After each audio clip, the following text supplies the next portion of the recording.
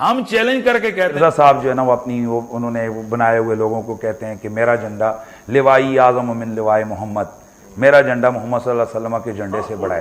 اب اصل میں یہاں یہ بیک پہ نہیں جا رہے کہ یہ صوفیاء ایک ٹرم کے تحت یہ لفظ بول رہے ہیں۔ صوفیاء کے ایک جو صاحب حال لوگوں کا ایک پورا ایک طبقہ ہے، وہ یہ کہتے ہیں کائنات میں وجود حقیقی صرف اللہ کا ہے، باقی ہر ایک کا وجود اس کے وجود سے قائم ہے۔ اب میں اس کی تعویل کر رہا ہوں، لوائی اعظم من لوائے محمد، میرا جھنڈا اللہ کے رسول کے، میرا جھنڈا محمد کے جھنڈے سے بڑا ہے۔ صوفیاء یہ کہتے ہیں کہ یہ جس طرح حضرت موسیٰ علیہ السلام طور پہ گئے تو وہاں درخت میں سے آواز آئی انی انا اللہ رب العالمین۔ اب سوال یہ ہے کہ وہ درخت میں سے موسیٰ علیہ السلام نے آواز سنی تو کس کی آواز تھی؟ اللہ کی تھی؟ کبریا کی آواز تھی۔ بھائی اللہ کہہ رہا ہے نا کہ میں اللہ ہوں، میں ہوں اللہ، تو اللہ تعالیٰ بوٹے سے بول سکتا ہے، زبان ولی سے نہیں بول سکتا۔ تو اب یہ زبان بایزید کی نہیں تھی، زبان ان کی، یہ کلام الہی ہو رہا ہے اور وہ کہہ رہے ہیں میرا جھنڈا محمد کے جھنڈے سے بڑا ہے۔ استغفر اللہ۔ اور یار یہ عقیدہ تو ہمارا کسی نبی کے بارے میں نہیں ہے، رہ گیا یہ مثال دینا اس درخت کی یا کوہ طور کی مثال دینا کہ اس پہ اللہ نے تجلی ڈالی تھی۔ اس مثال کا تمہارے بابے سے کوئی لینا دینا ہے؟ آپ ہمیں پیغمبروں سے کوئی بات لا کے بتائیں کہ پیغمبروں کے اوپر کیفیت طاری ہوتی ہو اور پیغمبر اپنے منہ سے بول رہے ہوں اور وہ کہہ رہے ہوں کہ اس وقت اللہ میرے منہ سے بول رہا ہے۔ کفری عقیدہ ہے یہ۔ ہمارے محبوب علیہ السلام کے لیے بھی قرآن میں آیا وَمَا يَنطِقُ عَنِ الْهَوَىٰ إِنْ هُوَ إِلَّا وَحْيٌ يُوحَىٰ، یہ اپنی خواہش نفس سے کچھ نہیں کہتے، یہ وہ کہتے ہیں جو انہیں وحی ہوتا ہے۔ ہم تو رسول اللہ کے لیے بھی یہ نہیں مانتے کہ ان کے منہ سے اللہ بولتا تھا، وحی ہوتی تھی۔ کس بات کو کہاں جوڑتے ہیں جا کے؟ مفتی صاحب نے اس کی تعویل کی ہے، جی اس کی تعویل میں یہ کرتا ہوں کہ ان کے منہ سے اس وقت اللہ بول رہا تھا۔ یہ پرانے بھی یہی کچھ کہتے تھے، تو اللہ کا جھنڈا تو محمد کے جھنڈے سے بڑا ہی ہوگا نا۔ ان ظالموں سے پوچھو کہ قیامت کے دن کیا اللہ کا جھنڈا اور محمد کا جھنڈا الگ ہوں گے، یا لواء الحمد اللہ کا جھنڈا محمد رسول اللہ صلی اللہ علیہ وآلہ وسلم کے ہاتھوں میں ہوگا؟ تو یہ کوئی تعویل بنتی ہے تمہاری؟ شرم نہیں آئی تمہیں یہ بات کرتے ہوئے؟ ہاں بخاری مسلم میں ہے کہ قیامت کے دن ہر غادر اور خائن شخص کے لیے میدان محشر میں ایک جھنڈا بلند کیا جائے گا اور اس کو بلایا جائے گا فلاں بن فلاں، تو غدار ہے، آ یہ تیرے لیے جھنڈا گڑا ہے۔ کہیں اس کو تو تم شفاعت کا جھنڈا نہیں مانے ہوئے؟ جھنڈا تو ایک ہے، محمد اور اللہ کا جھنڈا الگ نہیں ہے۔ کسی خلیفہ راشد کی جرت نہیں ہوئی کہ وہ اپنی زبان سے ایسی بات کرے۔ شکر کرو حضرت عمر زندہ نہیں ہے، ورنہ فیصلہ کسی اور طریقے سے ہوتا، میں تو صرف زبان کھولتا ہوں۔ اسی طرف ہے کہ ان کی کسی منسوب ان کے نام پہ ایک کتاب ہے اور اس کتاب میں کوئی ایسی ورڈنگ ہے کہ جو قرآن و سنت کے یا تقدیس الہیہ یا شان رسالت کے خلاف ہے۔ ہم چیلنج کر کے کہتے ہیں مرزا جیلمی صاحب کو کہ وہ بتائیں کہ معین الدین چشتی اجمیری یا داتا علی اجویری ان ہستیوں کے حوالے سے اہل سنت و جماعت کی جو مقتدر شخصیات یا علماء ہیں ان میں سے کس نے ان کو ڈیگریڈ کیا ہے۔ ہر دور کے لوگوں نے ان کی عزت کی بات کی، ان کی عظمت کی بات کی۔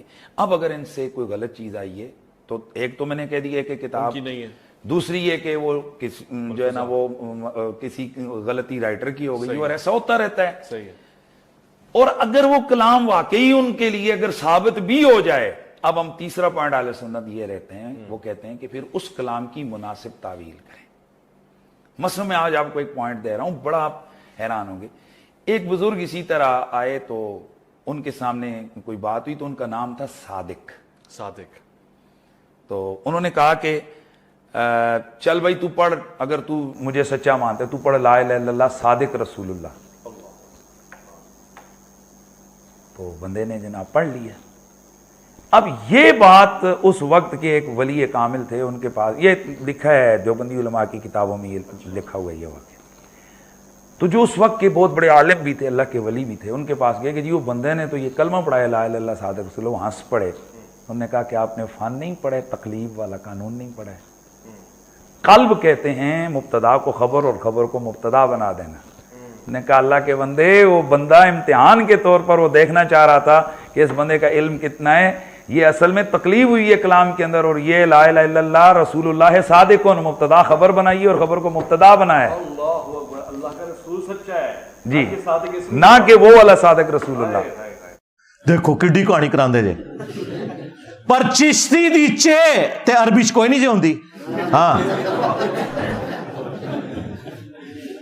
اچھا, یہ تعویل پرانے بزرگ بھی کرتے تھے کہ وہ جب کلمہ پڑھا رہے ہوتے تھے نا تو بیچ میں نیت نبی علیہ السلام کی کرتے تھے. ہاں تو سرکار اس کا مطلب یہ ہے کہ اگر سیدنا ابوبکر کلمہ پڑھاتے ہیں صدیق رسول اللہ, تو نبی علیہ السلام بھی تو صدیق ہیں, نبی علیہ السلام فاروق بھی ہیں, نبی صلی اللہ علیہ وآلہ وسلم غنی بھی ہیں, آپ مرتضیٰ بھی ہیں, حیدر بھی ہیں. تو کیا خلفائے راشدین اپنے ناموں کے کلمے پڑھا کے تو یہ کنایا کیا کرتے تھے؟ تو یہ جو میں نے دعویٰ کیا تھا نا کہ ان کا اور ان کے بزرگوں کا اس دین کے ساتھ کوئی لینا دینا نہیں ہے جو اس شخصیت میں نازل ہوا ہے جس کی قبر مدینے میں ہے صلی اللہ علیہ وآلہ وسلم. تو میں یہ کہنے میں حق بجانب ہوں کہ مرنے سے پہلے اے مسلمان کر لے اس پہ غور, کتابوں کا خدا اور ہے, بابوں کا خدا اور, کتابوں کا پیمبر اور ہے, بابوں کا پیمبر اور.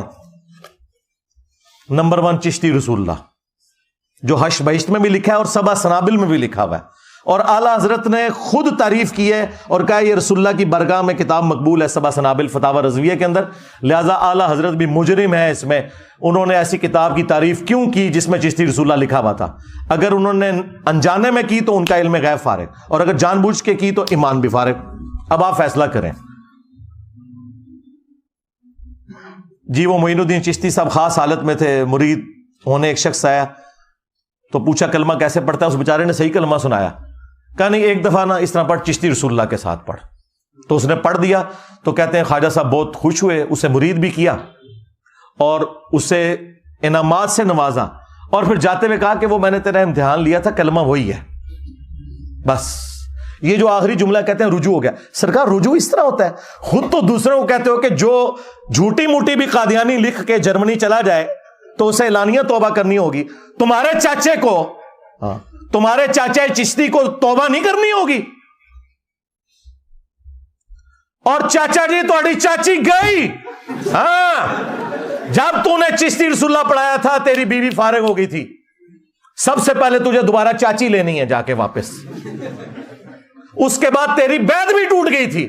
جب تک تو خود مرید نہیں ہوتا کسی کا تو آگے بیعت کسی کو نہیں کروا سکتا. جو ان کا ڈھکوسلا چل رہا ہے تصوف کا, مطلب میں تو اس کو فراڈ سمجھتا ہوں. سلسلہ ٹوٹ گیا تو اس نے بیعت کیا کیا فراڈیے نے؟ نہیں جی یہ غلط منصوبہ ہے, پرنٹ کیوں کر رہے ہو؟ اتھے کیوں نہیں ترنے دے جا کے؟ اتھو ترنے نکل دے جی جتوں کتاباں بھی پرنٹ ہوندیاں نے, اتھے نہیں دیں دے.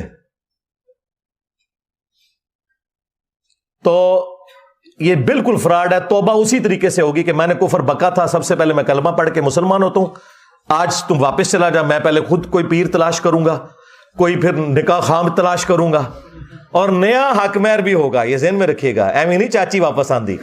ہاں جب نکاح نیا ہوگا تو حق مہر بھی نیا ہوگا. چاچو تیری چاچی گئی, ہاں چاچو دی چاچی گئی, چاچی بھی چے تے چاچو بھی چے تے چشتی بھی چے. اے ہن تھلے لکھیا کرو چشتی چاچو تیری چاچی گئی,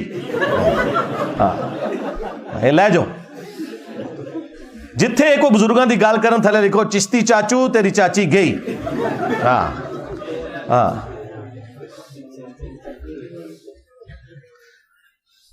تو یہ اس طریقے سے جھوٹے جھوٹے دفاع کرتے ہیں. اللہ کے بندو اس طریقے سے اگر معاملہ, اگر کلمہ ہی نہیں ہے تو پیچھے اسلام کیا رہ گیا؟